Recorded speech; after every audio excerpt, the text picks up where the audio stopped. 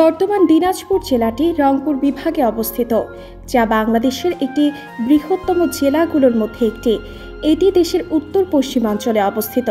১৩টি উপজেলা ও ৮টি পৌরসভা নিয়ে এই জেলাটি গঠিত হয়েছে। দিনাজপুর জেলার পূর্ব নাম ছিল ঘোড়াঘাট, সেটাই কালক্রমে দিনাজপুর জেলায় রূপান্তরিত হয়েছে। বর্তমানে যে দিনাজপুরকে আমরা চিনি বা জানি, সেটা আসলে গঠিত হয় ১৭৮৬ সালে। সীমানার ক্ষেত্রে বলা যায় এই জেলার উত্তরে ঠাকুরগাঁও ও পঞ্চগড় জেলা দ্বারা বেষ্টিত, দক্ষিণে গাইবান্ধা ও জয়পুরহাট জেলা থাকলেও পূর্বের নীলফামারী ও রংপুর জেলা এর সীমানা নির্ধারণ করে দিয়েছে ভারতের পশ্চিমবঙ্গ রাজ্য পর্যন্ত।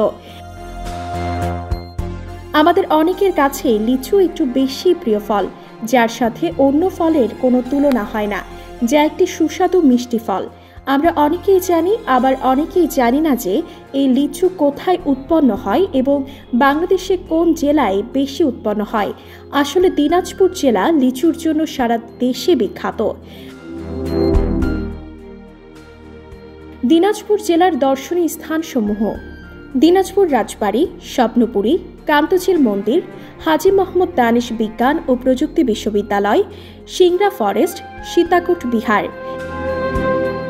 এই জেলার প্রধান নদীর নাম বলতে গেলে যমুনা, তুলসীগঙ্গা, পুনর্ভবা, আত্রাই।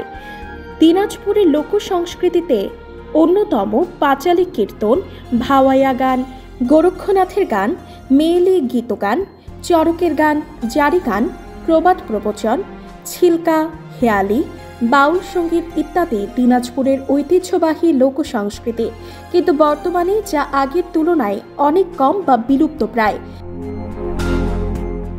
দিনাজপুর জেলার বিখ্যাত ব্যক্তিবর্গসমূহ: হাজী মোহাম্মদ দানিশ, প্রেমহরি বর্মন, এম আব্দুর রহিম, জাম্বু, নিতুন কুণ্ড, খালেদা জিয়া, ধীমান ঘোষ, লিটন দাস।